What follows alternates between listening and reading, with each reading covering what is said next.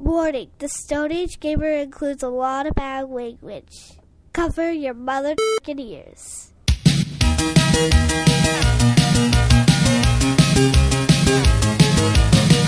Good evening and welcome to the Stone Age Gamer Podcast. I am Chris Randazzo and joining me tonight is Walking Bag of Pestilence, Dan Ryan. Yep, that's me. With 2024 upon us, it is time to announce our 9th annual Golden Caveman Awards. Who will be taking home the gold? Grip your JGLDs tight because the Stone Age Gamer Podcast starts now. That's how I sleep. By gripping my JGLD tight. Hi, everyone. This is episode 497. This is the week of January 12th, 2024. I am still sick. Dan has sick, and my tooth hurts. That tooth surgery that I was hoping to get that didn't pan out because I don't have any money and my medical insurance doesn't cover everything. Anything. The tooth that I really need pulled has been killing me all day long, and I really need to figure out how to get that pulled because I need it out of my mouth. And no, I'm not. No, you're not doing it. No. No. Just saying. Dan. Go lay down. No. I'm saying. I'll come over. I'll give you a little COVID. I'll give you a little tooth extraction. You know, we'll make a day out of it. Make a day out of it. It'll be nice. Oh my God, Chris! This is the most I've talked this entire fucking week, man. I don't know. I'm not even. I'm drinking ginger ale. I'm not even like drinking. Wow. This is a sober podcast. So we know how serious it is. Well, then I guess we should try not to fuck around too much. I know I need sleep. We've got in-laws coming this weekend, so I've got to make sure I'm as well rested as possible for that. And I did a podcast last night, which actually went well. I figured out how to record 3 people at the same time in my house without buying new equipment. Yeah, it seemed to go okay. Sounds That's very exciting. Yeah, it's good times. Hopper's over there sleeping doggy donut form. Yeah, it's outstanding. Everything's okay. Where the house is all de-Christmasified, New Year's happened, all's well. Yeah, see that I think we're gonna try. I don't know, like that's the fucked up thing, man. Like this week, so Tiff brought COVID home from work. That was nice, which was really cool of her, right? She got sick. Strange Christmas present, but what are you going to do? Yeah, kind of fucked up. But she tested positive on Saturday. I tested positive on Monday. So New Year's Day. But like I was sick on Sunday. I just couldn't get a test. Like everything was closed because it's fucking New Year's Eve. Right. And we didn't have any more in the house. And then the girls also got sick. So all 4 of us this week have had COVID. And the really fucked up part about that is that it hit me, like, it hit all of us to different degrees, but it hit me the least. Doesn't mean I wasn't fucking sick and I I was fine. I was just doing shit all week. Yeah, I mowed the lawn a little bit. I went swimming. Like it hit me the least. So I'm trying to both have COVID for the second time, which I don't think it wasn't as bad as the first time. I was just really fevery and really like congested all week. But like I was trying to deal with having COVID while also trying to take care of my family because they were all sick as well, and they were all way more sick than I was. Like Tiff was the worst out of all of us. So I'm trying to take care of the girls. I'm trying to take care of Tiff. The puppies that were born 2 weeks ago are now like their eyes are open, and Peach, the dog, can no longer feed them on her own, so I have to like supplement feed them. So like we're supplement feeding puppies. All 4 of us have fucking COVID. It's been a fucking disaster. Like if you walked into my house right now, you'd be like, all right, all you guys got to get the fuck out. You shouldn't be allowed to live here. Look at this place. This is absurd. What is fucking wrong with any of you people? Should be condemned. Oh God, it's real fucking close to that, man. So I think this weekend I am going to try with the girls, because Tiff also has to go back to work. Like, she had to go back to work today. She's working all weekend. Because it's been her 5 days and whatever, and she can mask, and the doc where the head vet at her office is also a fucking, not a virologist, but not an epidemiologist, maybe an epidemiologist. You're making those words up. He's some other fucking thing. When their practice shut down for a little bit during COVID, he like supplemented income by doing COVID research. Because he's real fucking smart, and he has a degree in that too. And he was like, yeah, after 5 days you can come back, just wear a mask. So that's what Tiff did. I'll go back to work on Monday, so I got to try and put this shit back together. All while my shoulder is still on fire most of the time, because I can't go. I'm not going to the doctor until February 1st. It's been a heck of a week, Chris. Crikey. It's been a long fucking week, man. So yeah, did you play any video games this week? I played a little. Actually, I played a lot, but yeah, I didn't play nearly as much as I would have hoped. That just hasn't been my situation this week. It has not been a good time for game playing around this house, which is unfortunate because, you know, I've been sick and it would be nice to just be able to relax and play video games, but no, not as much. I mean, I've played a few things. What have you been up to? So I've played just a metric fuck ton of the show this week. Because there was so much I didn't do because I got it so late in the cycle and whatever. And I was like, well, I can't get off this couch because every time I move, my body goes into like fever chills. So, but if I stay here under these blankets, I can move my thumbs a little bit, and that seems to be okay. So I played a whole bunch of the show, and just like made, because we were talking about it like 3 weeks ago in the gift giving guide show, where you were asking if your nephew could like pick up the game now and catch up, you know, and be able to play competitively online and all of that stuff. And I could. Which is what I did this week. Like, I finished all the collections this week that I hadn't even started yet. Like, went through all of that stuff. So it's just a really good game. I don't know if I've mentioned the show on here enough, but it's pretty fucking good. And then I have played a fucking bunch of Spider-Man 2, and we will talk. Spoilers. We'll talk more about Spider-Man 2 in a little bit. But I don't know that I have ever had as much fun just swinging around and doing stupid shit as I have in Spider-Man 2. It is so fucking fun to control. It's just being in the world is an absolute joy. Kind of the way it's that the you were complete talking opposite about, of being alive. Yes. Kind of the way that you were talking about more Breath of the Wild than Tears of the Kingdom. Uh-huh. But just that I just want to be in this world going and doing shit and just existing and swinging around and just fucking playing in this sandbox that they've created is just out of control awesome. That's lovely. And, you know, pad and snap and whatever. Right. Pad, snap, and whatever. Pad, snap, my favorites. My favorite trio of all.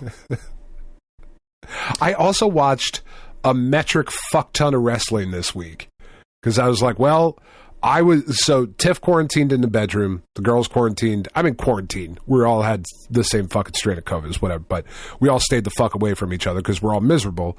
So Tiff was in our bedroom, the girls were in their bedrooms, I was in the living room, like sleeping in the living room, down with the puppies, all that stuff. So I was like, fuck it, I'm just watching wrestling.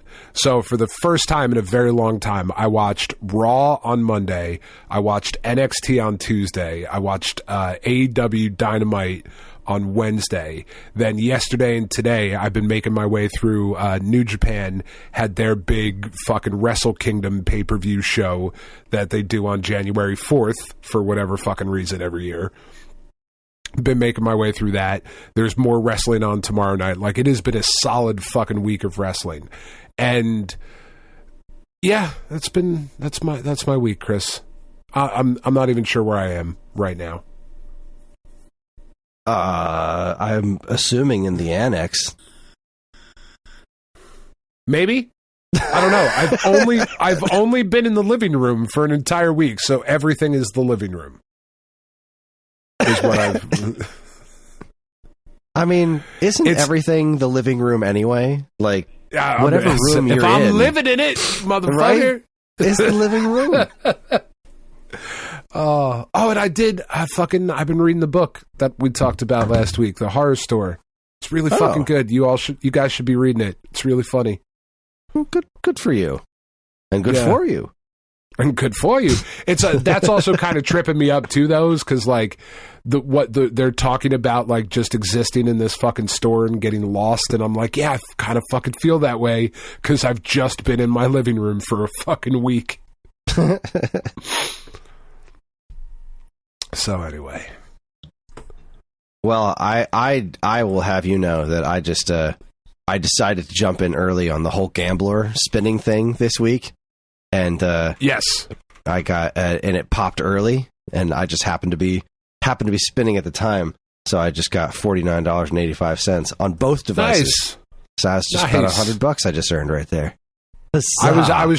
I was trying to talk because you said it was coming soon, so I was like, I think I can ramble on here for a couple minutes.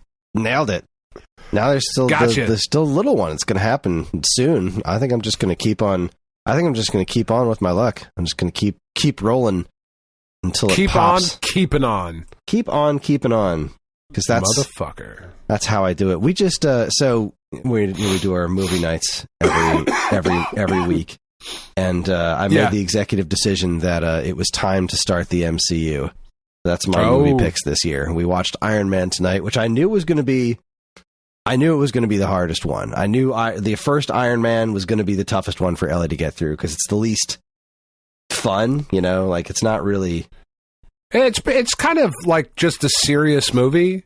Yeah, it's happens to have some Iron Man bullshit. Yeah, yeah, and she did enjoy it to an extent. Like, don't get me wrong, she wasn't like completely bored by it, but we made it through. John seemed to like it more this time. He watched it. I think we showed it to him like 2 years ago. And this time he was way more into it. He thought it was pretty cool. But we did it. We made it through Iron Man, and then in a couple of weeks when it's my pick again, well, we're going to be running it through in my personal order. Okay. Which I'm excited about. My order is a little bit different than chronological or the way of release order, especially right in the beginning. I think it's cool to do Cap second because okay. I mean, the two main characters of the whole first phase is Cap and Iron Man, right? Yeah. So you don't lose anything by putting Captain America second, and you also get a little bit more of that whole mysticism thing in pretty early. So, we do Iron Man, then we do Cap, then we do Iron Man 2, then Incredible Hulk, then Thor, and then we go from there. All right. It's going to take a long time, but it's every 4 weeks, right? Because everybody gets to make a different pick every week. So we're just going to slowly make it through. That's just going to be all my picks this year, and I'm really excited to see. And next year too.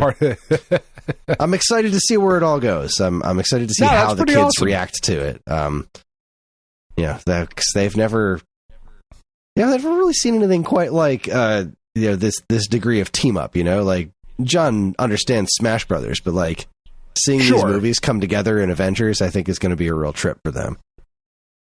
Well, and that's just kind of the thing. Like, as much as people might, whatever, like Marvel fatigue and superhero movie fatigue and all of that shit or whatever.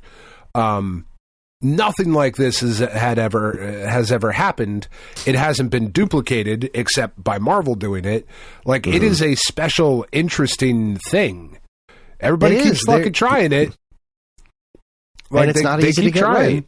It's really not easy to just do it this way. And even Marvel hasn't been as good at it as they once were. And I think it was like watching this most recent season of What If was just like, this season of What If had a lot of, original recipe Avengers characters in it, and I was like, yeah, I really enjoy these characters a lot, and it's I've kind of missed this feeling to watching Marvel stuff. Not that, again, I have very much been enjoying the Phase 4 for what it is, even as bizarre as it is, and hoping that it's all going to come together in some way, shape, or form. But like, there's definitely a point, like Cap, Iron Man, Thor, like this specific group of characters was there's a magic to those characters that we don't really have right now. And the closest thing I've felt to that was really the Marvels, which was it not the Marvels? The Marvels. That was called. Those three. I still haven't seen it. Those three teaming up, like it felt like the kind of fun I used to have watching Marvel movies, which I thought was a blast. I was glad to have seen. Nobody else seems to feel that way about that movie. That's just the thing. Every place I look, all the news stories that are just gleefully like, it's the lowest grossing Marvel movie ever. It fucking failed. And then I look at the comments section. It's like, well, that's weird. I thought the movie was pretty good. It's like, yeah, it was a good time. I had a lot of fun with it. I'm not seeing people like ragging on the movie for being the movie. Just, I guess nobody went out to go see it. Yeah, I don't know why. I don't know why we didn't go see it. Who has that kind of time? I really don't fucking like going to the movies anymore. Like, I just don't, like, I think that's what I've come to. Like, I enjoyed taking Penn a couple weeks ago to see -1.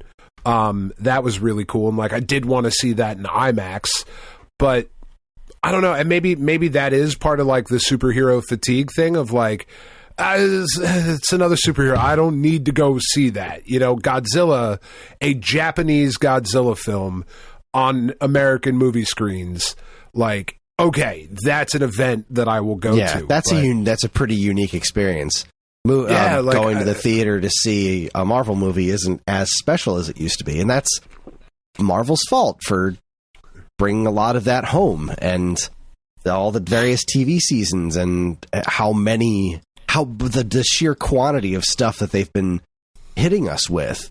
It made it less of a special experience, and it's weird too, because like I maintain that I would, if you made it available to rent on Disney Plus the day it came out in the theater, like same shit.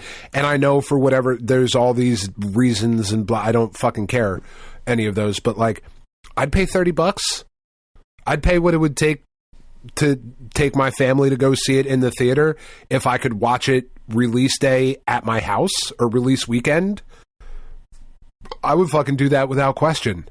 I would do that for so many more movies than I would ever go to the theater for. And I'd be willing to bet you're not alone. I really like the movie theater experience still. I like, depending on the movie theater, like, going to a shitty movie theater is one thing, but the nice movie theater I went to go see Super Mario Brothers in, like, I like that movie theater experience. That's a really good time. And I would like to be able to do it more. It's, our kids aren't old enough to be left home alone or see half the movies we want to see. So we still have to really occasionally break away for date night and cash in a babysitting chip and all that jazz. But every time we go to the movies, we have a good time. I love movie theaters and their giant ass screens and overpriced snacks and sneaking underpriced snacks in, and I just like that whole experience. I'm a big fan. Yeah, I mean, I don't dislike it. I just don't want to do it anymore. That's fair. I really wanted to see that fucking that Napoleon movie, that Joaquin Phoenix shit. I don't know why I really want to see that. I just really wanted to fucking see it. And I was like, you know what we should do, babe? Like, I was talking to Tiff, like, when Christmas break was coming up. I was like, it's like, when's the last time we went and saw, like, the big Christmas epic movie that comes out? Like, not day of, obviously, but, like, during this week that I have off. and you have off and the kids have off and all of that, like, we'll leave the kids at home with the puppies and we'll go and we'll see fucking Napoleon. And she was like, I don't want to fucking do that at all. She says, I don't want to go to the movie thing. Like, I just don't want to go. I like the experience, but I don't want to do all the shit around it. That's fair. Yeah, I understand. Yeah. Well, weird. I guess I'll just blow through mine real quick. It's nothing all that super interesting. I finished Mario World on New Year's, and I started New Super Mario Brothers, which is a delightful little game. It just is. Playing it on Wii U isn't the perfect way to play it, but I'll take it over playing it on the 3DS itself. And yeah, it's a delightful little game. Played more Vampire Survivors, continues to be awesome. And I played through that 8-color Star Guardians game, which is the thing I got for review from Flynn's Arcade. It's neat. It's not really for me. It's a very retro turn-based RPG, but like it's just the RPG battles, but instead of like the rest of the game, it's a Mega Man boss selection style thing. So like you just pick the boss, and then you go into a turn-based boss fight with these Power Ranger ripoff characters, which are like part Power Rangers, part Sailor Moon. The writing's pretty funny. It's well done. It's just not really my bag, but I played through the whole first campaign, and then after you beat it, there's a whole round 2 where you have to like fight 2 bosses at a time, and I was like, I think I get the gist of this. It's not for me, but it's well executed for what it is. So if that sounds like fun to you, if you look at this thing and say, that's my Power Rangers crossed with really old school RPG nonsense, that's me, then this is your game. Like, that is exactly... They have made this for you. They know exactly who they're aiming this at, and it's those people, and I've never been much of a Power Rangers or Sailor Moon fan, so a lot of it didn't connect with me in that same way, and I'm also not a huge fan of really old school RPGs. So, but it was I had fun with my time with it. It was a neat game, and I'm glad I got to play it. And that leads us to week old news. Had a bit of a beefy week for week old news here. I got a lot of links to link to. First things first, Time Extension is reporting that first off, the big story was the teenager who beat Tetris. Yeah, that's awesome. Absolutely crazy. The headline that I decided to go with here was Teen Who Beat Tetris Dedicates Feat to Late Father Who Passed Just Weeks Ago. He died on December 14th at age 39. But this kid, he did we talked about it, I think a little bit, was it earlier last year? The rolling technique or whatever, the tapping technique on the bottom of the controller that had just been developed and just shaking our heads at the sheer insanity that is the Tetris community. And I mean, it's so impressive. It is so unbelievably impressive and completely insane that someone even thought to do this, and that this kid has mastered this technique and found a kill screen in the darn NES game. Did you watch the video of him doing it? It's absurd. It's absurd. Mesmerizing. Like, in my COVID-addled brain, as I'm like watching this shit, I'm like, I don't even know. Like, I'm pretty fucking good at Tetris. Like, I'm really good at Tetris. And then stuff starts happening. Like, fuck, I don't know. I don't even know anymore what's happening. I'm good.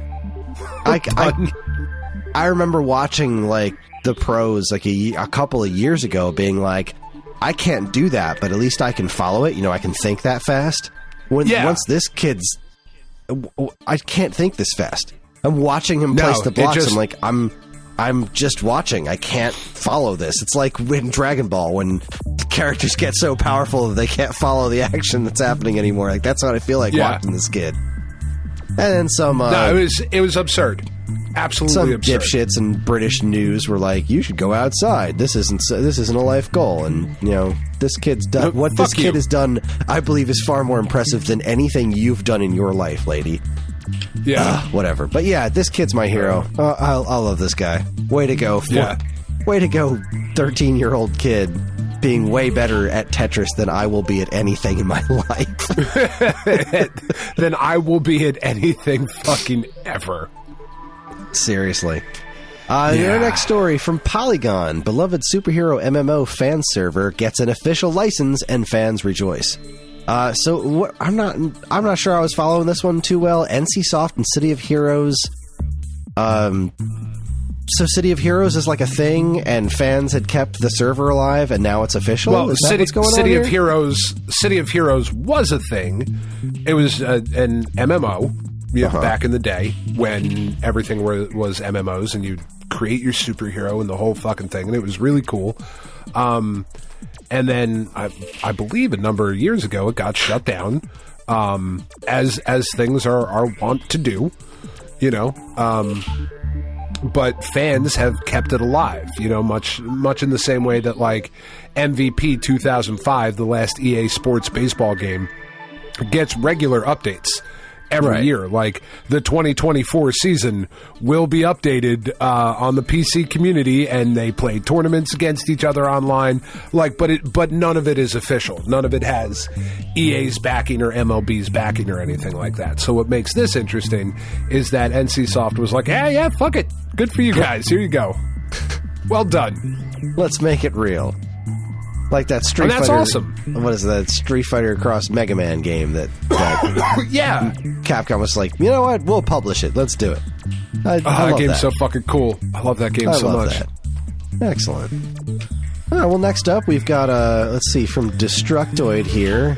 This is a news story that tens of people will care about.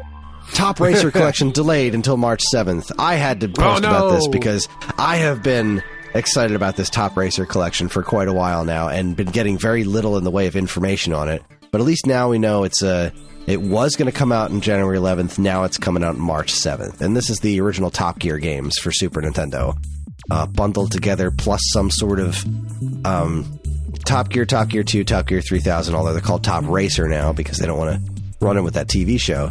And there's something called Top Racer Crossroads, which is like a crossover with Horizon Chase Turbo, which I think is fascinating. So I don't know what it is, but I'm glad the game's still coming. It's on my list of things to be happy about for next year. I don't know what it is, but I fucking want it. Here's another thing that's really interesting. Retro RGB posted on January 4th, actually. The Flippy Drive is you can now be signed up for notifications for something called the Flippy Drive. This is, I believe, a no-solder ODE for the GameCube. It's a plug-and-play, cool, no-soldering device that also retains the functionality of the original optical drive. That's wacky. Yeah, that's nuts. As far as I can tell, like, the one drawback is it's not, like, super easy to take the SD card in and out of it, but that seems like a real small price to pay for a plug-and-play ODE for GameCube. That is completely bananas. I know there's a lot of really nice ODEs out there for GameCube. How often are you changing the memory card in that?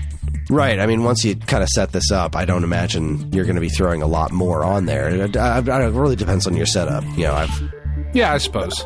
I've wanted to add more games to my Dreamcast. I have mode in my Dreamcast, and I've kind of forgotten entirely how to do that because I installed it, and then I installed it, played it a handful of times, and then I forgot how I installed it. I'm like, I know this is easy, and I don't remember, and I don't want to mess with it, and so I move on with my day. But I think this is really cool. I love that this technology is happening. This is so wild to me. Like, I don't even know how you think of stuff like this, and I like the name, the Flippy Drive. How cute. I like that. Yeah. So I'm looking forward to learning more about that product in the not-too-distant future. This one comes to us from IGN. New Jaws pinball machine from Stern has original movie footage, shark toys, and lots of blood. Yeah, it looks really fucking awesome. It looks great. Really cool. I'm so happy about this. Yeah. And, thanks to my movie podcast, I've finally seen Jaws. Not that I wouldn't have thought this is cool anyway, but, like, man, this is such a cool table. Like, I love this. I love this so much. Yeah, it's really, really fucking cool. Yeah, really I'm so cool. glad pinball is still a thing. I'm so glad that there are companies out there just making just the dumbest pinball tables they can think of. Well, it's just such a... table. I love it. It's such a fucking unique, crazy, weird thing, pinball. I adore pinball. Pinball is super cool.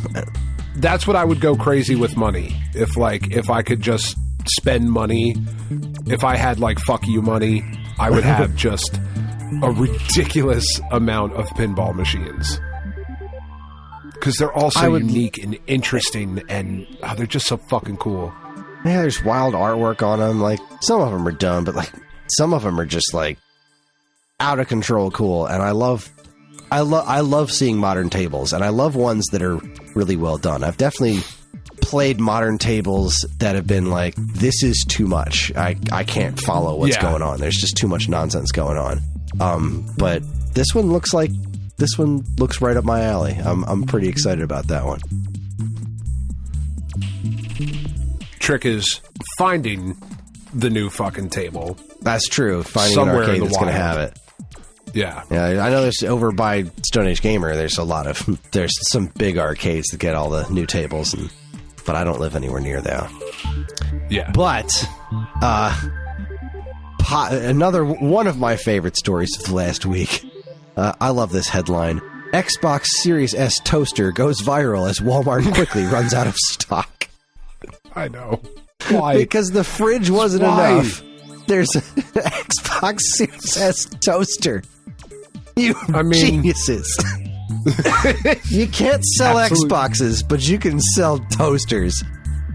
Oh my god. Yeah. It makes Xbox bread. I'm absolutely in love with this magical stupidity. Yeah, it's pretty fucking dumb. I am a fan. I mean, because if you're not gonna have some fun, right? I absolutely love that Microsoft was like, yeah, people think our system looks like a fridge. Kind of does look like a fridge. Let's make a fridge.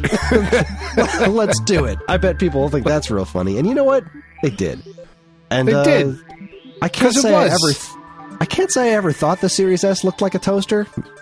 That's never occurred to me. It does now.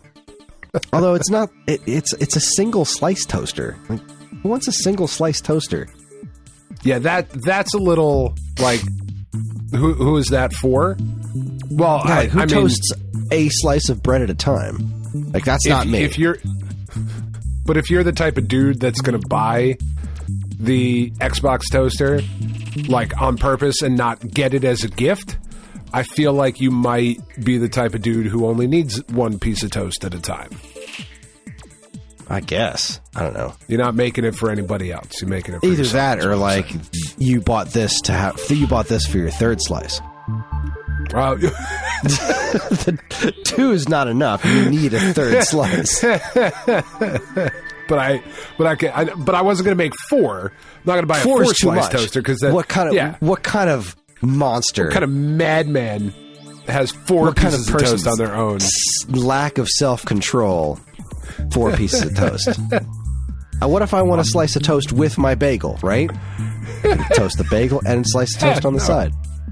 That's the type of thing that most people want. Oh, without a doubt, right? You know what I could have with this bread? More bread. Bread. Make a bagel sandwich. You know what's the sandwich? Bread. It's a bagel, and I'm going to put a slice of toast in the middle. Not on the side, in the middle. Fuck. That's fucking funny. God damn it. It's something. It's something. God damn. Oh, fuck. All right, what else you got? I'm fading. That's not a good sign.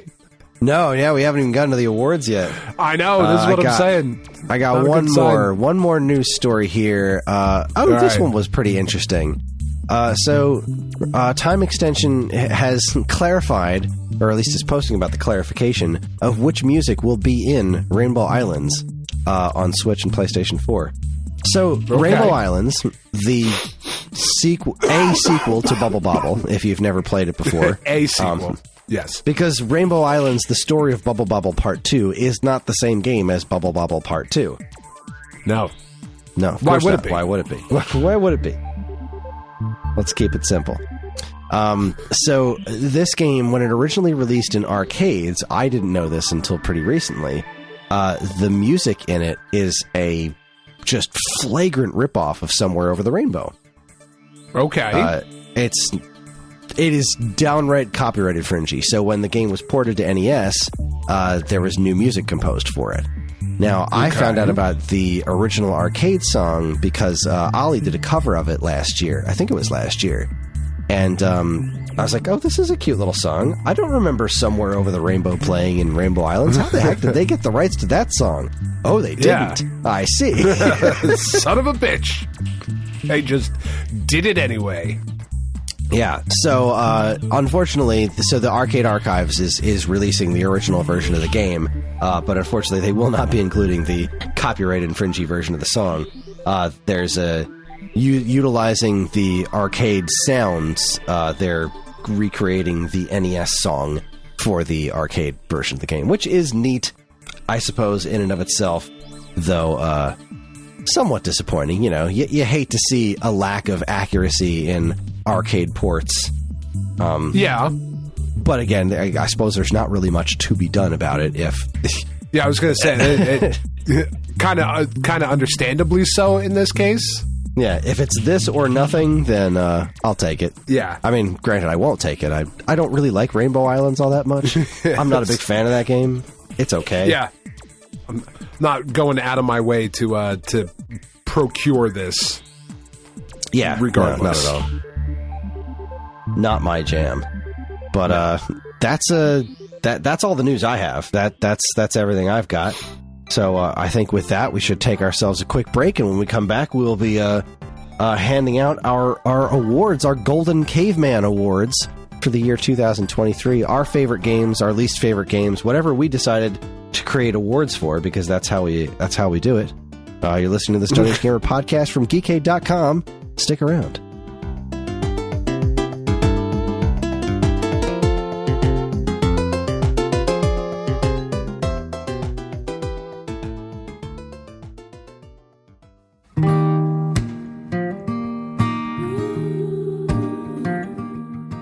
We are Safe at Home, the leading dog rescue in the heart of New Jersey.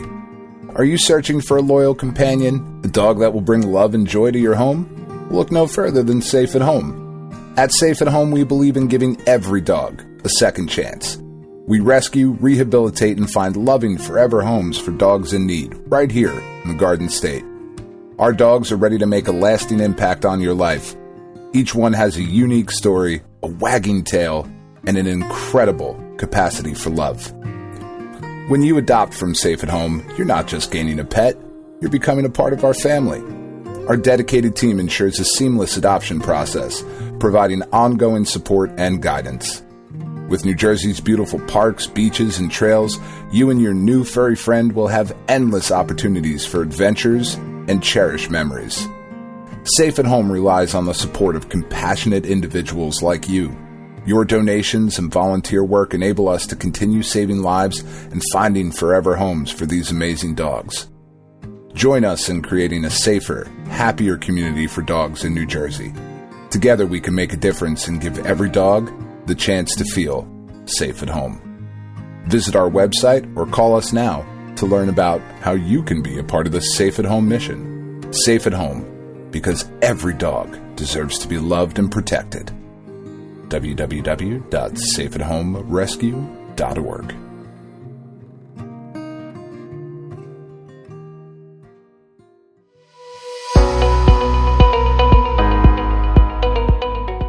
Hi everyone, Chris here. Podcast listening is free, but podcast creation is not. That's why the Geekade Patreon exists. In an effort to help us pay the bills, we've got a Patreon page set up where you can gain access to our monthly podcast topic schedule, get early access to many of our shows, and more. If you'd like to help support Geekade and keep these shows running week after week, head over to the Geekade Patreon page, linked in the show notes of this very podcast.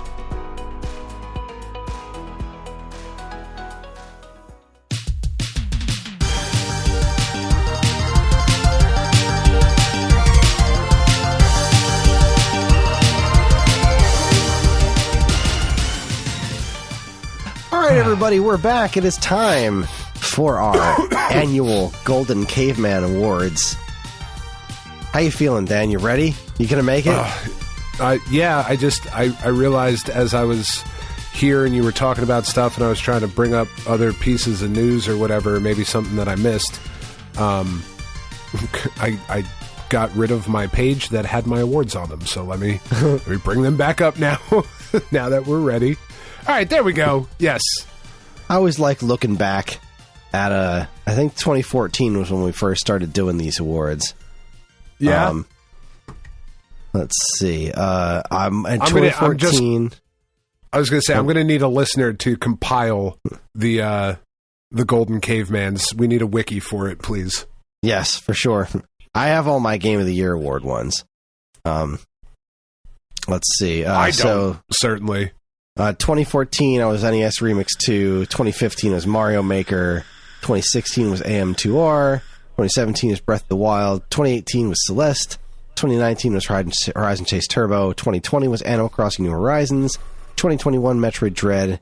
And 2022 was Atari 50. What will take my top pick this year? Let's find out. How many awards do you have? I have 10 with one special recipient. It looks like I have 12. Okay. Some of them are quite silly. Oh, I'm sure. I'll go first. Start us off. Yeah. Literal game of the year, as in like this was literally the game of my year, Daily Dadish. Because it is the game that has lasted me pretty much all year. I've played it every single day, and I will no doubt get to the 365 days. I've got quite the run going on. I haven't missed one yet. I've gotten the star on every day available except that one day where you couldn't get the star because they messed up the time. We got leap year. They fucked it up, not because you fucked it up. Yeah, correct. So we've got leap year this year. People came real close to getting it too, which was wild. Like I've never even come close to first place in these things because people know all kinds of tricks, and people were coming out of the woodwork like, "Oh, I'm real close to getting the star time on this," but yeah, I don't think anybody pulled it off. But yeah, that's literal absurd. Game of the year. It's a wonderful game. I can't wait for more Dadish to not be this though. As much as I enjoy this, and I think it's a lot of fun, I don't love speedrunning it, and I'm looking forward to getting back to playing Dadish levels at my own pace. Like, because that was, I really liked the leisurely pace of Dadish before this game. So, yeah. There you go. That's my first award. What do you got? Well, in the spirit of silliness, then, I would like to award or give out this award for outstanding achievement in a video game related podcast, television, or film. And I think I would like to give that to us, Chris. I think we deserve it. I think we deserve a fucking Golden Caveman for being the best goddamn video game / lawn care maintenance podcast, which it hasn't been. There hasn't been a lot of lawn care this year. We'll get back to that though. We promise. It's true. Yeah. No, the actual first one. No, fuck it. That's what I'm going with. That's my first one. The outstanding achievement in a video game related podcast, TV, or film. The Stone Age Gamer podcast. Congratulations. Good for us. Good for us. We can now claim Chris to be award winning. Well, it's about damn time. All right, what do you got next? All right, so my next award that I will be issuing is the award for game that didn't get the attention it deserved. Last year, I gave this to Blossom Tales 2, which was a wonderful game, and this year, I very frustratingly have to give it to Advance Wars, because that game was magnificent, and it really didn't it didn't get the traction that it deserved, because it was great. Yeah, I do not disagree, and we might hear more from that game in a little bit. Oh, I don't think that's the only award I gave to Advance Wars, because it well deserved it. It really is a wonderful game that I'm looking forward to finishing once I'm not too sick to concentrate on, anything more complicated than Vampire Survivors. Literally anything else in the world. Yeah, I get that. That's most of the reason I haven't dove back into that, started Dave the Diver, or done anything else that involves my brain. Like, I can't think. Whenever I get the time to actually sit and play a video game, I just can't think. So, I'm playing Mario games I've played dozens of times before, and I'm playing Vampire Survivors. That's about it. Yeah, I get that. All right, what do you got? What do you got? All right, this next award is the Tiffany Ryan Achievement Award for outstanding use of portals in a video game, TV, or film, and that is actually going to Spider-Man 2. It is not going to anything related to Portal. So during this week, I was playing through a little section of it, and Craven's fucking people are coming after different heroes in the city, right? And there is a bit where they are going after Black Cat, and you track Black Cat to the Sanctum Sanctorum because she is inside the Sanctum Sanctorum stealing the Wand of Watum. And the wand of, sorry, I'm choking on my cider. The Wand of Watum creates portals that you think about something hard enough and you can go there. She's trying. She says her girlfriend is in Paris, and that's why she has to get the Wand of Watum, because she has to be there fucking immediately. Which sounds like future DLC, which I'm all for because it's a cool character and whatever. But there is a chase sequence where you are then chasing Black Cat around the city as she is portaling through New York. She portals to fucking Antarctica for a minute, and you can get stuck out in Antarctica for a couple minutes, and the game will like kick you back up into the portal. It's kind of funny. Like she portals a train at you as you're like going through a building. It's fucking wild. It was super, super cool, like really unexpected. And I was like, oh shit, I could give the Portal Award to a game that's not Portal, and I'm really excited about it. See, for a second there, I thought you were going to say that Dungeons and Dragons movie that came out this year, which was actually pretty amusing and involved portals. I did not see it. I would like to see it. I don't really love Chris Pine all that much. He just doesn't do it for me. But, yeah, he's you know, he's there. The purpose of his character is to be exactly that in this movie. I feel like it's more like Chris Fine. You know, like I feel like that's. Oh, he's fine, all right. He's not even that handsome. Oh, I disagree. I think he's very handsome. Of the Chris's, I mean, Hemsworth, Evans, Pine. Look, he's got me beat, so. Who's the other Chris? Who's fucking Chris? Who's the third Chris? What's his last name? Chris Evans, Chris Pratt. Chris Pratt, thank you. Yeah, out of those three? Oh, fuck. Chris Pine is a distant seventh at best. Oh, I disagree. I think he's dreamy. Oh no. I'm a Hemsworth guy myself, but, you know. Oh, he's dreamier. Don't get me wrong. Come on. That's right. Fuck the Golden Caveman Awards. Let's rank the Marvel men, Chris. Let's do that instead. I'm just saying, tacos don't make pizza any less delicious. That's fair. That's fair. You settle down. Who are you even talking to? No, you tell him, to? Hopper. He just woke up. He just woke up from a dead sleep. One of his ears is flopped upside down. You're a mess.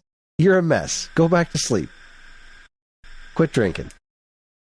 He heard you say tacos, and he was like, oh shit, tacos? Fuck yeah.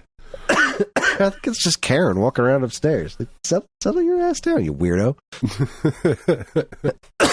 Whose turn is it? Yours. Mine? Okay, cool. Best new character, hands down, goes to Garl. I don't even think that's up for questioning. No. I fucking love Garl. I love that. Him might be so much. that if I was going to give an award for like moment of the year, that probably would have been it. Like that resurrecting Garl for me too. No question.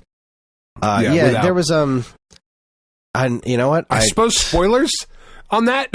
Maybe. Yeah, spoilers indeed. You know what? Well, I mean, but it was 6 months ago. Is that not long enough? I think we're open for that, and I feel like anybody who's played the game may have seen that coming. But yeah, that was the whole thing. Actually, I need you to hold on for one quick second. I need to grab something, but it's upstairs, and it is related to this. So give me 1 second. Hold on, vamp. I don't see how Karen is related to this, and I don't see why you got to just go grab her. without her consent even, but that's fine. So yeah, if I just ruined Sea of Stars for anybody, I'm fucking sorry. I'm still not entirely sure where I am. I think we're past like the fucking spoiler protocol on that though. Like the game came out, I don't know, September? It's not 6 months. Time has no meaning. How you guys been? Been all right?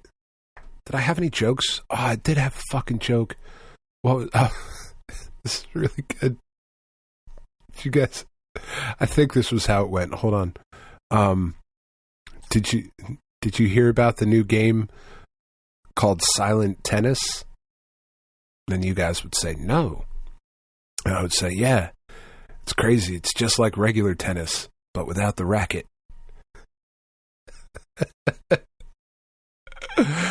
Oh, fuck, that's funny. That's really, really good. I like that one. Should I tell Kris? What do you guys think? Okay. I'll tell him when he gets. All right, he's here. All right, the listeners and I were just chatting, and I told them a joke, and they said that I should tell you too. So here you go, Kris. I don't want to deprive you of this because it's really good. Okay. Have you heard about the new game called Silent Tennis? No.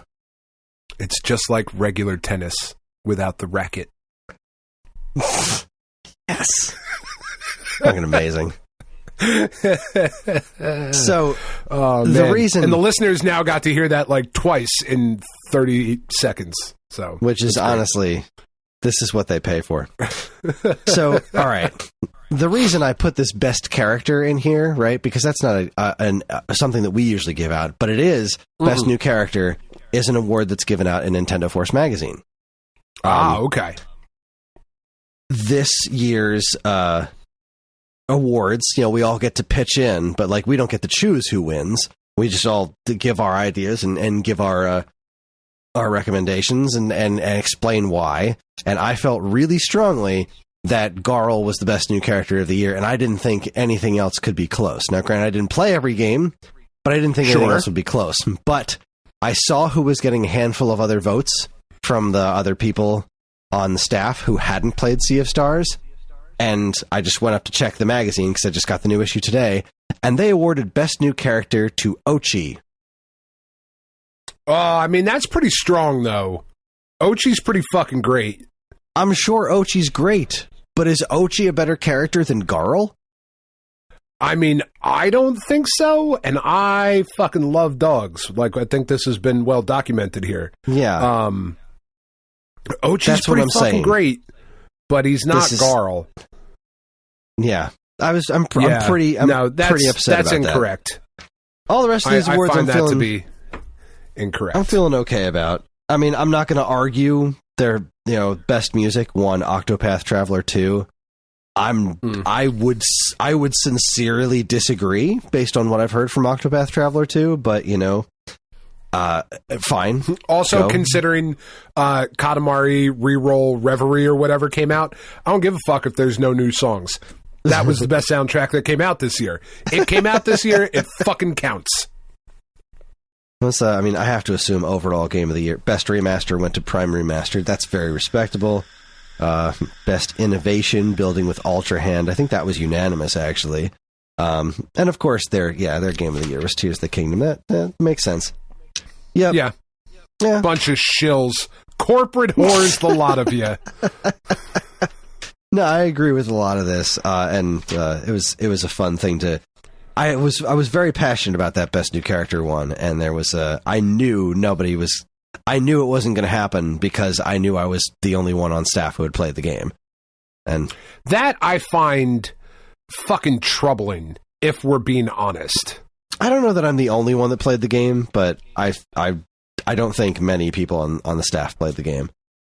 I find that troubling. I find that a little troubling really, too, really odd. But also, we have a really diverse staff. Like, the people on staff play very different games, which is pretty wild. That's fine. No, that's totally fine. But Sea of Stars deserves to be played but more. Yeah, that's weird. Anyway, whatever. It's fine. Yeah, anyway. Moving on. Where am I? I'm next. All right, my assholes of the year. There was a tie, Chris, for assholes of the year.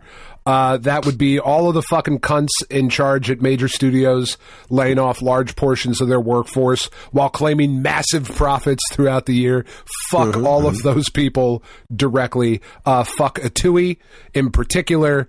Fuck the completionist. And just everybody associated with the Amico. They all get assholes of the year. Well done. Well done, sir. I could not agree more. All of those people. As loudly as possible. Yeah, don't take them to dinner. Just don't be nice about it. Fuck. All right, move on. We're gonna get in trouble. This is gonna go down the path. I'm gonna have more cider. My next award is for best game I didn't need to play again, but I totally did anyway, and that goes to Vampire Survivors. I didn't need to play that game over again, and yet here I am. I just couldn't not. Yeah, no, I get it. That game fucking rules. It does fucking rule. It looks like I didn't give it any awards last year. That doesn't make sense. That was my fucking... what did I give that last year? I gave that to my indie game of the year. Last year was Vampire Survivors. Yeah, I'm not seeing it listed in any of my... That's weird. Yeah, I didn't pick a favorite game not from this year. I didn't pick an award for that this year. Well, there you go. You got time. While I'm talking. Well, cool. There you go. Part out. That's also this. That's also my favorite game not from this year was Vampire Survivors. Dunzo. Sold. Yeah, I freaking love that game. I love that game so much. It's so good and deserving of so much attention, and I'm so glad that it's doing as well as it is, and I can't wait to play the story DLC when it hits Switch. Hopefully not too long. It's going to be fucking awesome. It really doesn't need to be. I have a ways to go before I'm back to 100%, so I'm not in a huge rush for them to drop that final DLC. But yeah, just a wonderful game. Yeah, it's fucking great. It's really, really great. My next award is the I didn't see that coming, but in retrospect, I really should have. And that goes to Jack Black for his performance of Peaches in the Super Mario Brothers movie, because Jack Black is a noted songbird, if you will. A songstress? A songstress? A song... What is the male form of songstress? Songstro? A troubadour? A maestro? A maestro? No, that's none of that. I don't think any of that's correct. Yes. Jack Black, noted songzilla. Man, I like Jack Black's voice in Bowser, like, all right, that could be really fucking cool. Did not think there was going to be a musical number. Did not think the musical number was going to go that hard. It's fucking great. It's an outstanding song. The fact that the dog that is here in my house now is named Peaches means that I have been singing that song. Well, she's not named Peaches. She's named Peach. But I've been singing that to her for weeks now. She seems to love it. I don't know about the rest of the family. But yeah, I didn't see that coming, but I really should have. Jack Black doing a song in the Mario Brothers movie? It's fucking obvious. How did I not see that? Of course it was. I do have a bone to pick with you. Who the fuck is Birdie? Is who? Birdie? I don't fucking know. They named her. I think they're naming her after the fucking Super Mario Brothers 2 thing. That's Birdo. Yeah, I know. Do you, though? Do you? It's a girl, Chris. They wanted to call her Birdie. I don't fucking... What do you want from me, man? I want you to get your Super Mario 2 facts straight. I got outvoted. Very, very dare you. Well, you know. Aww. Sorry, I went to the Safe at Home page, and there's pictures of Hopper there. I'm like, hey, that's my dog. Yeah. I know that Is he still up for adoption? Did we update that yet? We've all been very sick. Oh, it's just pictures of him. Oh yeah, it still says "What a sweetie" applied today. I don't know, but you're not getting any new comments on him. Not prying him out of this house. Good. No way. No. He's still fucking jacked, by the way. Like, he has not lost an ounce of muscle mass, and I think it's because he's pulling me around the neighborhood. Well, now he's walking you. Yeah, and like, he just the walk is so funny when he's pulling me super hard, because he's like not like running and jumping, he's just like hunkers in and just like tightens everything and just goes, just come on, asshole, we're fucking going. Like, sometimes I'll just stop and stand still and be like, you can't pull me. Like, you're strong, but you're not that strong. Like, I'll try to keep up, but you got to settle the hell down. And then he'll just look at me like, okay, fine. Fine, I guess. But yeah, he's jacked. Anyway. Where were we? Giving awards. Best new obsession, Advance Wars. Yes. I was utterly obsessed with this in the first half of the year, and like I said, I am looking forward to getting back to it.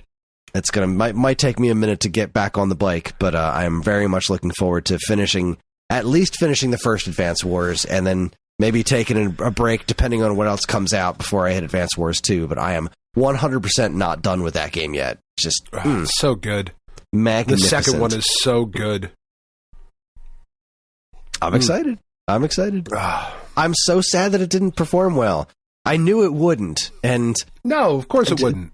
Just based on everything and the way that it was, the way the marketing fell apart, and it's super sad. If this game had come out when it was originally supposed to come out, I think it would have performed just great, because that's the way Switch games do. But this one it just fell to the wayside, and it's such a shame because it's so good. It really is. WayForward did such a good job with it. I love everything that they did with it. It looks great. It sounds great. It plays great. It's just glorious. Yeah, it's a wonderful, wonderful game. We'll talk more about it in a minute. My next award, Chris, is the About Goddamn Time Award, and that goes to Star Wars Jedi Survivor for allowing the use of a saber and a blaster by a fucking Jedi.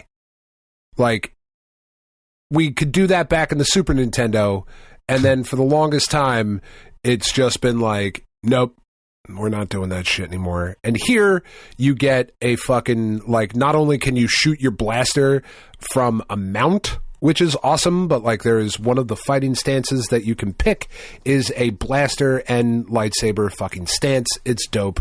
It's about goddamn time. Sure.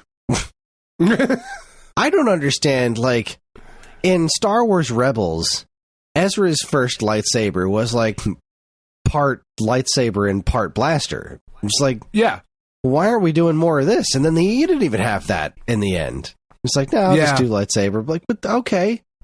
And I understand even the first chunk of it was a stun gun. I don't understand why we're not doing blaster lightsaber combos. We have the technology. Oh, whatever. Final Fantasy VIII. Gunblade. Yes. Gunblade. Sold. Yeah. I'm in. That sounds awesome. My sword is a gun? Didn't we have bayonets? No, this is not that. No. This is not a pointy gun. This is a gun sword. This is a gun sword. Completely ridiculous. All right, my next award goes to Best Remake and Remaster, which has to go to Metroid Prime Remastered. Because holy hell, that game's so good. It didn't even need much, and it wound up being so good. That was also my remake / remaster of the year was Metroid Prime. Because fuck, man, how could it not be so good? How awesome that it was just like shadow dropped. Like, here, you can get it now, or if you wait a little bit, you can get the physical copy. They'll be available everywhere. It's not going to be that big a deal.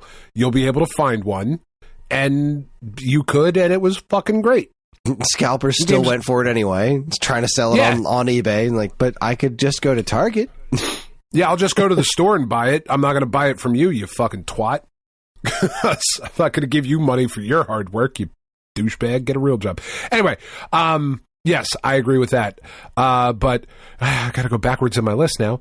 My holy shit award is Omni-Man's Train Fatality. I don't know if you've seen Omni-Man's Train Fatality, but it is very much a holy shit. Holy shit! God damn it!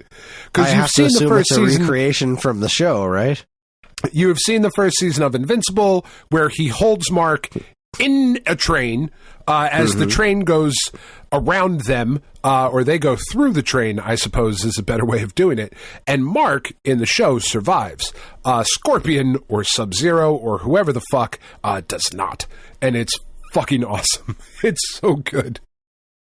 Because it just doesn't stop. Oh, shit. Oh, my God. It's so bloody. Oh, what the fuck is happening? It's so awesome. It's so good. I didn't know they did that. Yeah, it's outstanding. Wonderful.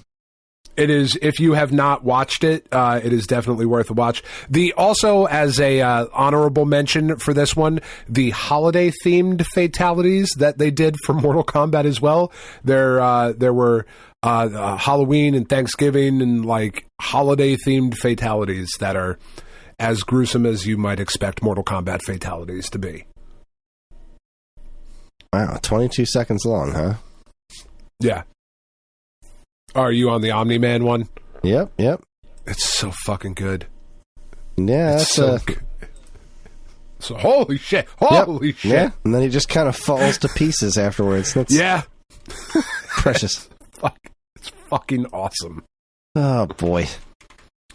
All right, my next award, happiest turnaround goes to Horizon Chase 2 for getting an update that unbreaks the game. Oh, that is nice. That really just brought joy and rapture to my life, and I'm, again, looking forward to being able to concentrate on anything well enough to start playing Horizon Chase 2 again, because... can I tell you, Dan, I'm getting real close to finishing that Mario 2 script, but writing...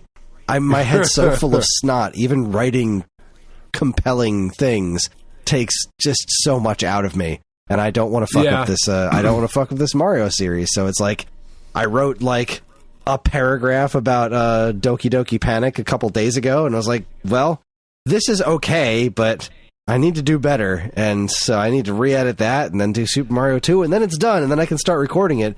But then, you know, I tried to record a video earlier this week, and I was so plugged up that my voice sounded ridiculous, so I had to re-record it a few days later. I'm trying. But Horizon Chase 2 is a wonderful game. I can't wait to spend more time with it so I can tell how I really feel about it not having fuel anymore. But all in all, I'm pleased with it. I had a lot of fun with my time with it thus far, and I just love that they were able to fix it with that update. I'm sad that it came out and needed to be fixed. That was a huge bummer, but at least they were able to turn it around. Good on you guys. Yeah, no, that's really awesome. It is a really solid, really fun game. Like, underneath all of the bullshit that you've had to go through, it's worth it. My next award is my retro-esque release of the year, and that goes to WrestleQuest. That game's really fucking fun. It is an old school RPG, looks like an old school Super Nintendo RPG, but it's all based around wrestling, and it's fucking awesome. I got a review code, like, in full disclosure. I didn't pay for it. Patrick, who's been on the show a few times, worked on the game, sent me a review code so I could check it out. It's really fucking good. It's really fun. If you like old school RPGs, if you like old school wrestling, like 80s when they were characters and over the top and all of that, this is definitely a game for you, which means it was definitely a fucking game for me. I don't actually have that award, but if I did, I would give it to Annalyn. It's a wonderful game. Yeah. I'm trying to standardize, throughout the years here, Chris. Yeah, I've been trying to keep I have similar things, but also there are games I just want to give awards to, so I make up awards for them. Just like last year when I did Best Game Ruined by Its Ending, Return to Monkey Island. Yeah. But this year, biggest disappointment goes to Air Twister. Aw, Titty Twister.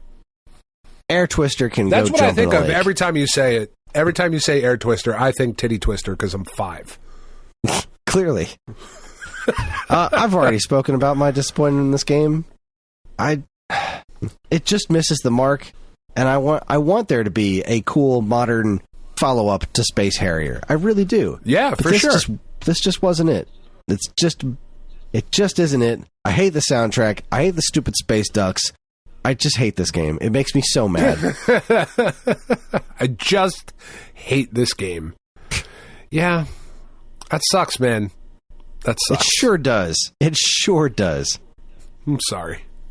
Short piece of garbage. Anyway, you're up. Oh, excuse me. I burped. I apologize. That was... There's a lot happening, Chris. We're almost done. We're almost through.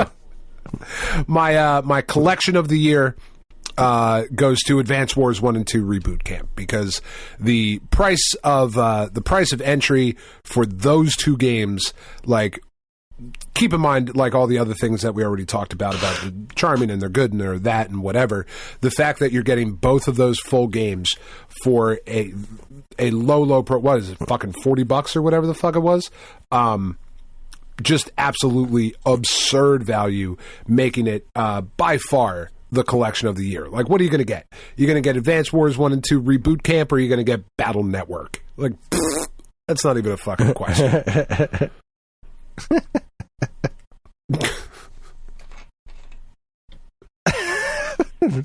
I liked the first Battle Network. Oh, sure, but like, come on. Yeah, it's not really a choice. No, not for my money. Thank you. Right. I was gonna keep saying "come on" until you started talking. Come on. Biggest bunch of bullshit award. Last year, that went to the Flappy Bird Game and Goat Simulator that John made me play. This year, biggest bunch of bullshit award, hands down, goes to that final secret level in Super Mario Brothers Wonder.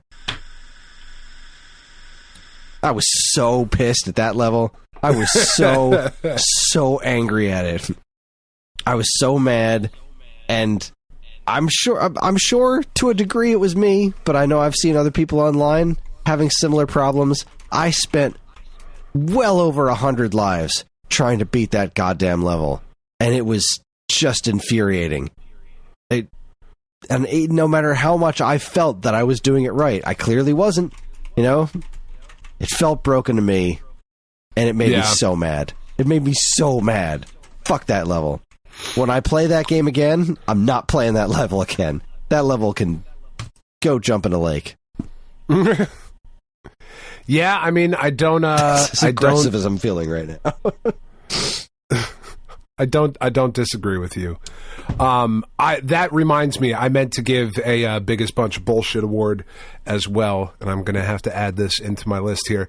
But my biggest bunch of bullshit goes to PlayStation, and more specifically the price hike that they made for PlayStation Plus, where they defended it by saying that, you know, the price is going up, but you can expect bigger and better games coming to the service because of this price hike, which they then immediately followed up with, are you ready for these monthly games in September when the price hike went up from $60 to $80, by the way? Like, not an insignificant, not $2, it went up $20.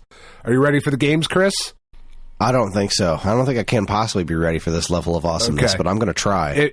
If you're not sitting down, you know, you should be. And if you are sitting down, you should stand up and then sit the fuck back down, because this is... So we've got the remake, remaster. It doesn't matter. I don't know, because it's just called Saints Row. But you have the Saints Row whatever thing that it was. Then you've got Black Desert, the Traveler Edition, okay, and Generation Zero. Huh. Those were the games that came out the month that they had a price hike, saying you can expect bigger and better games. I mean,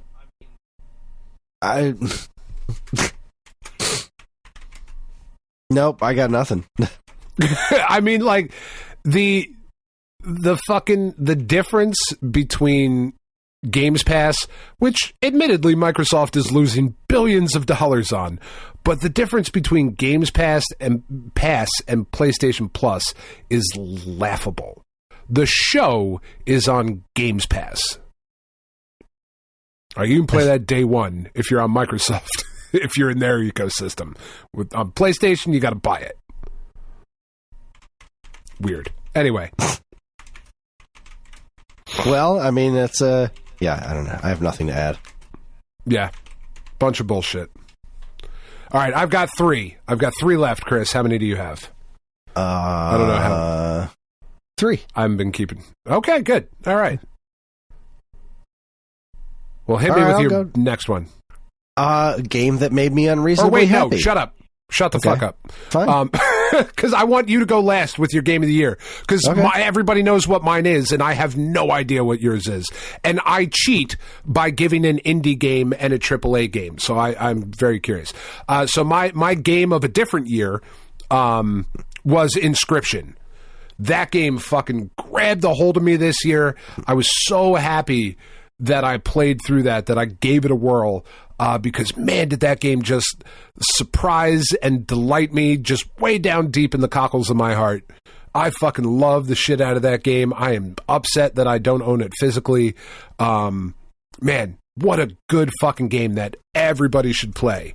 And I was also very happy to see that listeners who played it enjoyed it as well. You know, I hate coming on here and being like, this game's fucking awesome, and then somebody being like, man, Power Wash Simulator really wasn't for me, you know? Like, I don't like to be that guy, but I'm really glad that people seem to enjoy Inscription.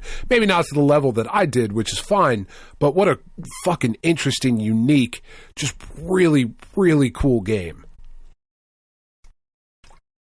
I have not tried it yet.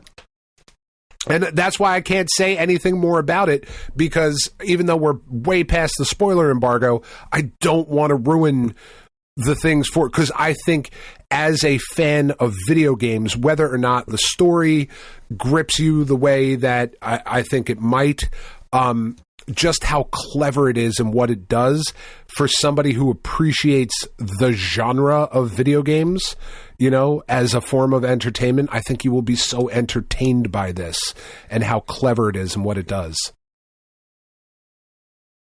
Okay. Yeah, it's really fucking good. You're really fucking good. I know I am. Thank you. All right. Sorry. All right. Things making you happy. Game that made me unreasonably happy. Last year was a 2-way tie between the Cowabunga Collection and Shredder's Revenge, and this one is Super Mario Brothers Wonder. The game just made me unreasonably happy. With the exception of that last secret level, I just had to balance it out with. It made me so happy to play this game. Probably one of the just most joyous moments I had all year long was when those piranha plants started singing to me. It's like, the game's ridiculous. It just continuously awesome. Was so clever and so fun to look at and so fun to listen to and so fun to play. It was a joy to play that game, and it made me so happy. Super Mario Brothers Wonder is great. Yeah, I am beyond pleased that game has been as well received as it has been by everybody. Like, that makes me genuinely very, very happy for everybody who was looking forward to that. That's really fucking great. All right, my indie game of the year is again, not a fucking surprise here, Sea of Stars. Right. Fucking goddamn it. God, just what a fucking game. Yeah. What a game. What a fucking game, man. And like, I'm not going to ask you to say too much about it, because I don't know if that's going to be your game of the year, or like, I still don't know what. There's 3 that it could be for you, and I'm not sure. But man, we talked about it a little bit with Garl. Just everything about that game, man. Fucking those dudes and ladies that are working on that team, whose name I can't remember right now because I'm tired. Sabotage, thank you. They fucking get it, man. Like, they really understand what they are doing with just the right amount of nostalgia, with, you know, modern tweaks. And there were still some complaints that we had about it, the fast travel not coming in till later, you know, the not being able to exit out of a quote unquote dungeon, all of those things. But man, what a fucking masterpiece of a game. Like, as good I would argue, as good, if not better than Chrono Trigger. And I know that's like a fucking high-ass bar, but it's really fucking good. It really, really is. I rather liked that game. It's really good. All right. What else you got? Well, I have my last two are runner-up and game of the year. So, all right. Hit me with your runner-up. I thought very long and hard about this, and I have to say that my runner-up was Tears of the Kingdom. Oh, shit! No way! I thought long and hard about it, and no matter how I sliced it, yes, I spent more time with Tears of the Kingdom than any other game this year, and I think it is a fucking masterpiece. I adore Tears of the Kingdom.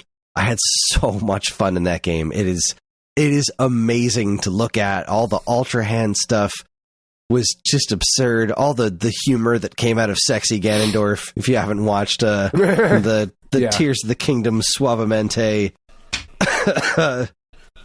something about video, it's please do so. I think but Tears it's of the not Kingdom, Breath of the Wild. The right? only thing that kept it from Breath of the Wild, first off, Breath of the Wild was, it was lightning in a bottle. It was the first one to do what it did. It was the first Zelda game to do what it did. Yeah. And well, that's what I'm saying. Yeah, repeating that is always going to be a challenge, not an insurmountable challenge. We've seen Zelda top itself in phenomenal ways in the past before. This was not Majora's Mask, which made me very, very happy. The thing that held it back for me, the only thing that stopped it from being my game of the year was that I thought the story wasn't as effective as the story in the first game. Right. If the story had really, really got me, and it did pull it together in the end, and probably some of the story being less effective probably came from me and the way I played it, how I wanted to get every single shrine and all that before I went to the ending. Right. And so there was a big gap in me learning things about the story, but there's just pieces of this that I like. The dragons have really goofy ass eyeballs. And it was hard to take. There's this really emotional scene where Zelda turns into the dragon, and she cries out of her big, googly, goofy ass, pointing in the opposite directions like a fucking Boston Terrier eyeballs. And I'm like, yeah, it's hard. That is how I feel about the N64 Zelda shit for the most part. That's why it never struck the chord with me, because it looks fucking ridiculous, in my opinion. I know there are people that love the way that those games look. I appreciate the way those games look, and I think they were able to convey enough emotion, I think, in that. The other part, I just don't like it. I don't like the way that they look. And that's fair. And I'm sure there are people that feel that way about the dragons who are like, no, oh my God, they're so expressive and emotion, blah, blah, blah, blah, blah. And you just don't like it. That's okay. Yeah, the dragons themselves, they all look amazing except the eyes. And it's it's a really interesting story, but the way it happens is just so she has to eat the stone, and then she turns into, she's just going to emotionally like fucking Ren? It's a little goofy. Like Ren in the ice cream bar? or Stimpy eating Ren in what was it, the rat? Go ahead, chew him up. Oh, my delicious ice cream bar. Amazing. Ren and Stimpy humor. Yeah, there's Yunobo is so good. A fucking terrible character. He's an awful, putrid character. And you're never going to make me give a shit about him. You've made great Goron characters before. In fact, the champion that Garuk was a great character. But Yunobo is fucking terrible. He's just stupid. Yeah. And it was those little things that made the story not resonate with me as much as I wanted it to. And on a larger scale, it was that Zelda wasn't as Zelda wasn't as interesting in this game. Zelda was 100% serious all the time. And, you know, she was in a position for that to be the case. But Breath of the Wild Zelda was one of my favorites because as you learned more about her character, she had like depth, which was wild in a Zelda game, right? Yeah. She didn't want to, you know, she was struggling with her abilities and the kingdom was counting on her. And like she had a playful side to her, like she was fascinated by science, and that was like part of what got in her way of like being able to like, she caused the problems by being so fascinated with this Sheikah tech science. And like there's a little bit of that in the very beginning of this game. God, the beginning of this game when you're walking down into the dungeon to see Ganondorf for the first time, and like she finds the writing on the walls and is just like super fascinated by it.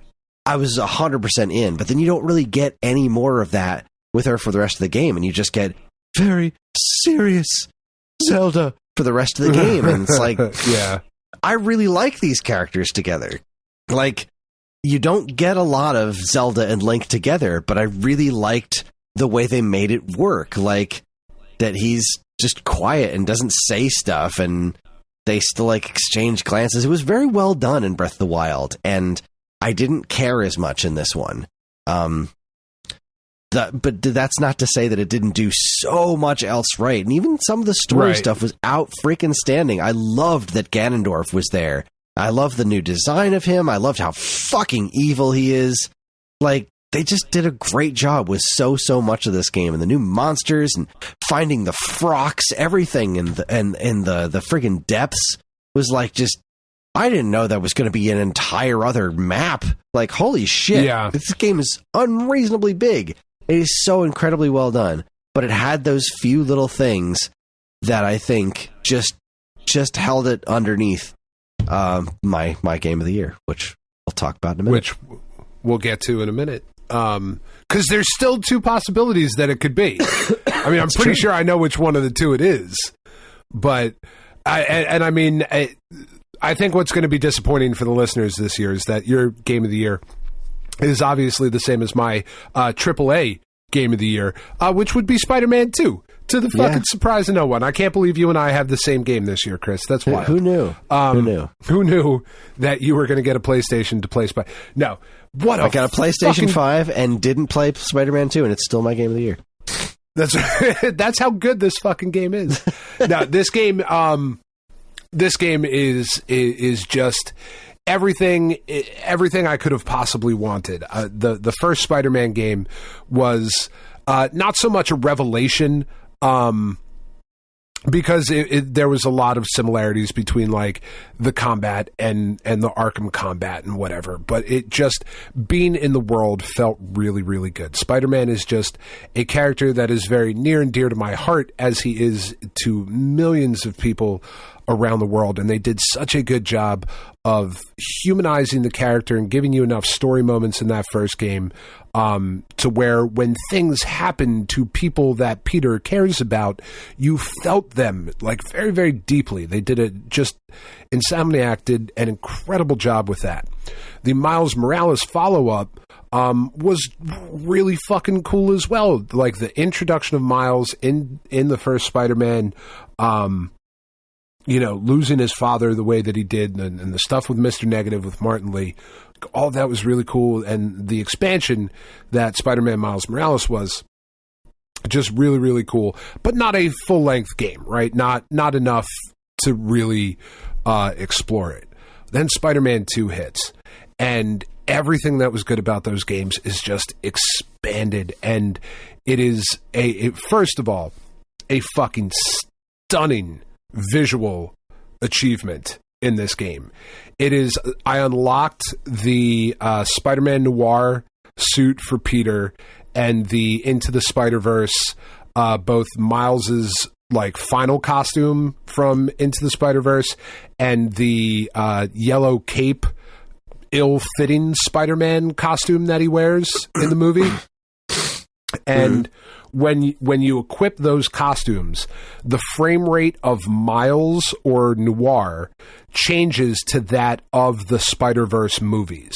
So there was something similar like that in the first Spider-Man game. This is because of just the advancement in technology, the fucking switch and the way that those characters move when you have those costumes equipped is so fucking cool, and it makes the rest of the game legitimately look like you're watching television, because there's such a disparity between the way the character is moving and the way the rest of everything looks and is moving.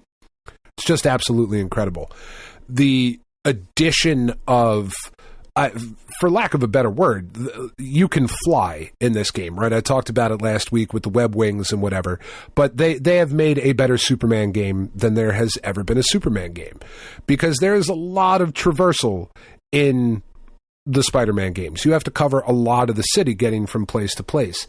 And the addition of the web wings as a way to move around the city and add into the combos with the different things you can do as you're swinging off buildings, as you're, jumping up into the air and doing these like flips and twists and turns, and then you pop out the web wings and you fucking fly for a little bit, and then you shoot like a zip line over to another thing and bounce yourself off. It's just, being in the world itself is just so much fucking fun.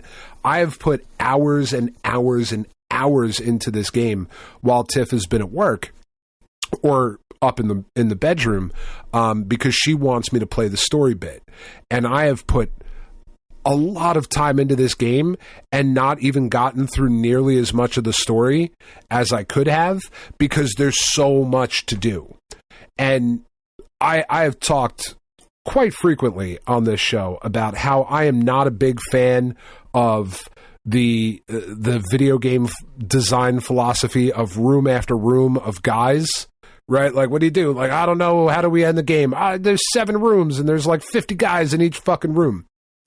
That's a lot of what this game is. You fly around the city, there's crime happening, and you go down and it's a room full of guys. But it's so fucking fun to beat the shit out of them, because make no mistake, Spider-Man and Miles in this game, they kill people. I know they don't, like, that's not what it's supposed to be, but there's no way people could survive what is happening. Like, the moves are just so fucking nuts. But the wave after wave of guys just is endlessly fun. And then I've also talked about how I'm not big on fetch quests, and you really could call this game like Spider-Man 2, fucking fetch quest adventures. Like, that could be the subtitle for it. But it doesn't matter, because they're so fun. Like, going through and finding in this game, there's a bunch of Sandman crystals all throughout, because Marco's got this like really crazy story and this really like tragic and heartbreaking story in this game. And as you're going around the city, you find all these different Sandman locations, and you got to beat up all these sand people and fucking like, then you bust apart these crystals. That was really cool. There's a bunch of Prowler missions, because the Prowler has gone legit, so you got to go around the city and you got to clean up his little caches and whatnot of like weapons, and you get bonus stuff to upgrade your suits and your combat and all of that shit. And I don't like wave after wave of guys. I don't like fucking fetch quests, and I have put, I don't know, probably 20 hours this week of wave after wave of guys and fucking fetch quests. It's that fun to do. And ultimately, right, like, that's what video games should be, is they should just be fucking fun. Like, this week I have been miserable. I've been sick. My family has been sick. My kids, because, like, fuck Tiff. At a certain point, it's like, you're an adult. You go do what you do. But, like, my kids are sick and they're struggling with this. And in all of this shit that this week has been, it's like, but at least I can swing around the city for a little bit and just beat the shit out of some dudes. And like Kraven the Hunter's fucking robots will come in and I'll fuck this bird up for a little bit and beat the shit out of this saber-tooth whatever fucking robot. And then it's so fucking good. It's so good. Fucking love this game. I love it.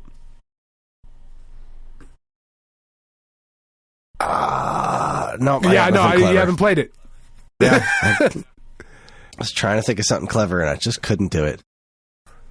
It does look like a neat game. Just fucking fun. And that's what you want. You just want fucking fun.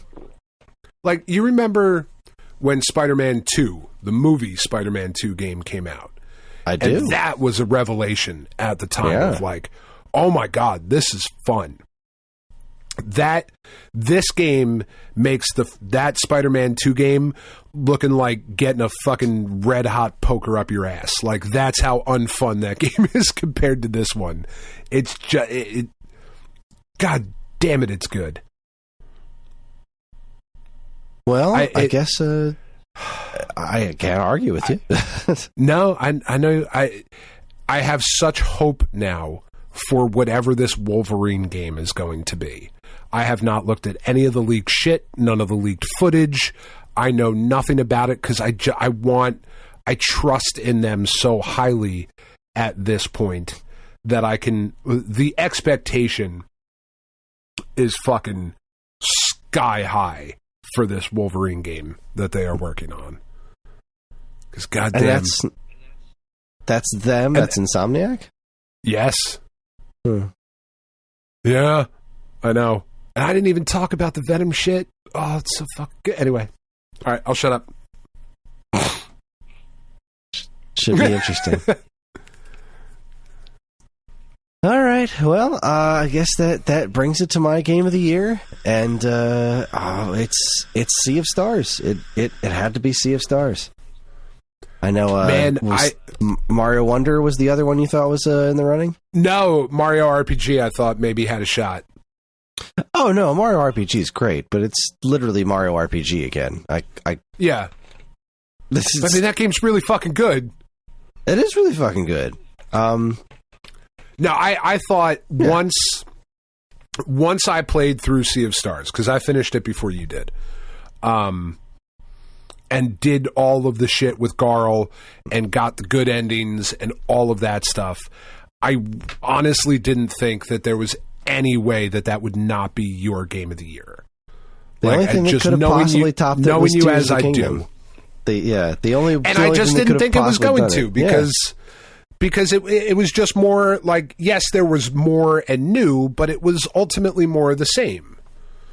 And Sea of Stars is connected with me on such a level. Like, that game, its art direction game makes you fucking cry, man.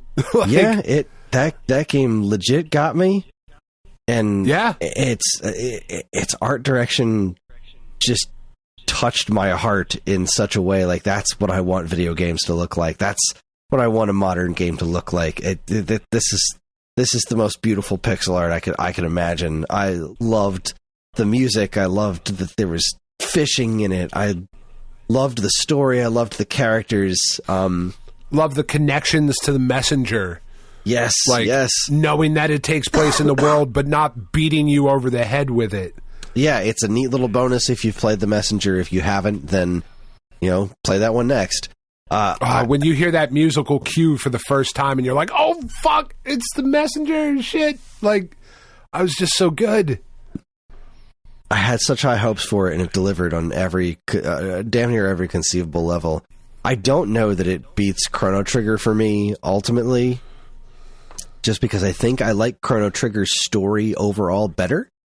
I get that. I don't know if it beats Chrono Trigger, but I do think it's in the conversation, which is absurd. Gameplay wise, I think it beats Chrono Trigger hands down. Just the gameplay, the timed hits and everything, I think is magnificent. I think it's implemented so incredibly well, especially after playing Mario RPG. Which is was kind of like the birthplace of that the whole timed hits thing. I had never seen it before Mario RPG. Maybe there was something before it, but I know that's what popularized it. Right. And having that added in to an RPG that was like Chrono Trigger, but also with the double text, the triple text, and the lock system, and the little flamey things that you absorb on the screen while you're like, the battle system was so active but so interesting.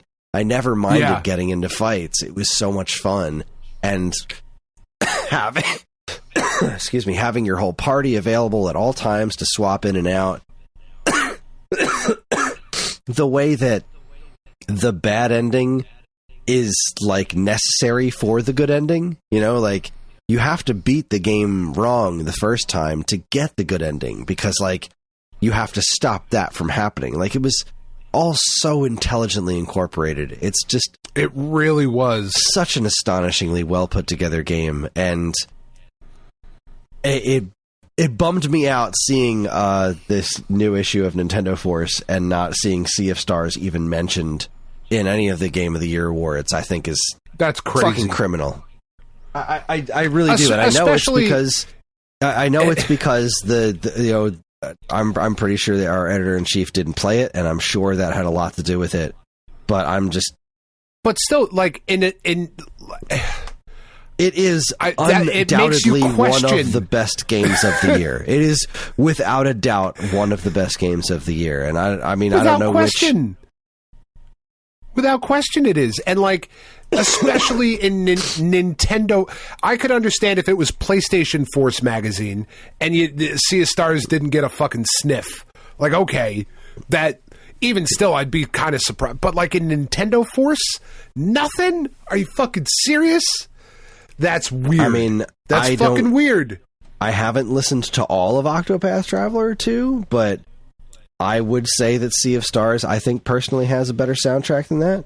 I don't know what other category you would say something about this game in, of the categories that are available in NF, but it's like, it was without a doubt one of the best games released on this platform this year, and I think it deserves to be mentioned, indie or not. Like, I don't even think that distinction makes sense for this game. It's not like this is great for an indie game. This is just it's just great.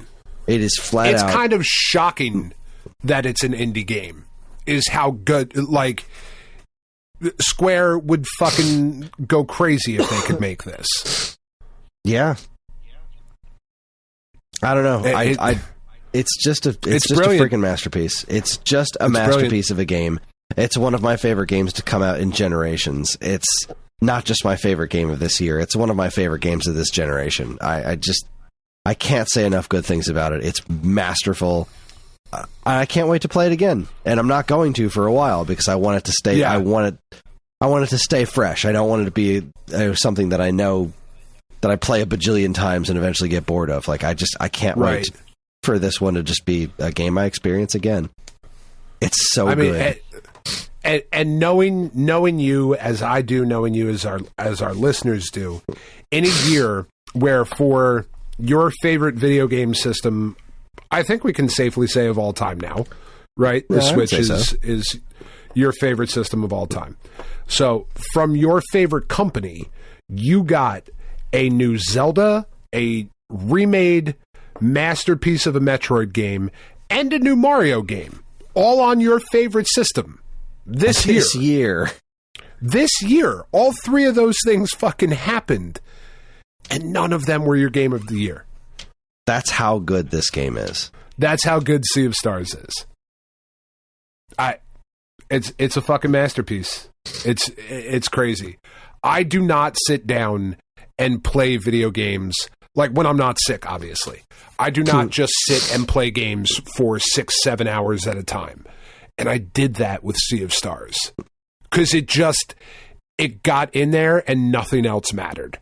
It was like, all right, I have to keep going forward. I have to see what happens next. What happens next? What happens next? Just could not stop. It was fucking great. Yep. That's how I feel about it. That's how Dad did it. That's how America does it. It's worked out pretty well so far. Oh, and that's our show. That's where you should have, like, that's how Dad did it. That's how America did it. And that's our show. And that's our show. Yeah, well, that is our show. That's right. That is our show. Another year of the Golden Caveman Awards. Yep. Have come and gone. Please, listeners, send us yours. Yeah. What are your games of the year? I would love to know what you guys thought. Were we completely off base? All of that good stuff. And this is the first time in a while, Chris, where I don't already have an idea of what my game of the year is going to be. That's true. I really don't know what to expect out of next year. I haven't given it enough thought, which I guess will be changed by next week when we will be doing our 2024 year in preview.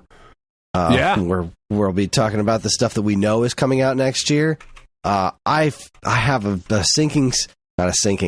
exciting suspicion that there's some really, really exciting stuff happening next year that we don't officially know about. But I'll save that. I'll save that talk for next week. But yes, that is our show. That's going to wrap things up for us. We are on most social media platforms, and if you want to get in touch with us, we aren't very difficult to find. All it takes is a quick look at our show notes, and you'll see links to our social media accounts, as well as all manner of other fun stuff, like a link to our namesake, StoneAgeGamer.com, and more useful links than you can shake a joystick at. If you'd like to get early access to this show's episodes, as well as a bevy of other shows in the Geekade Podcast Network, check out our Patreon, also linked to in the show notes. It helps keep this show running week after week, and all our patrons are loved and appreciated.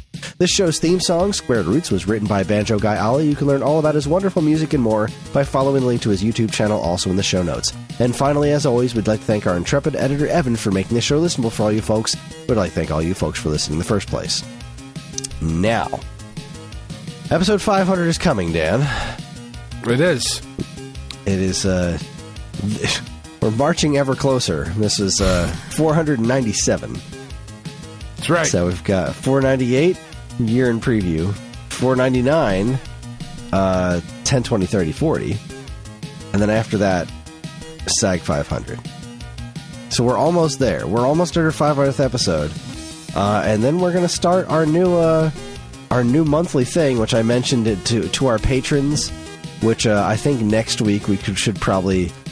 say it out loud for everybody so they can get in on it and participate if necessary. But yeah, we're almost there, Dan. We're almost there. That's right. So, and boy, do we have plans. I'll tell you, beautiful plans. If I were in the right headspace, I would do a wonderful Trump impersonation right now about my big, beautiful plans, and nobody's ever seen plans like these. And sure all haven't. of that good stuff. No. These are plans. They're planned. They're not. They're not at all. I have no idea. We don't know yet. It's all right. We'll get there. We'll figure it out. I'm so nervous. Got me too. No matter what we do, it can't 2 be. weeks. It's never gonna work. It's fine. It's fine. This is gonna be another episode. What do you do for the 500th episode? I think we just do nothing. I like some of the suggestions we've gotten. I could come up with 500 jokes. That sounds like a lot of work. It really does. But I got 2 weeks. we're gonna keep thinking about it. On behalf of Dan and myself, keep playing games.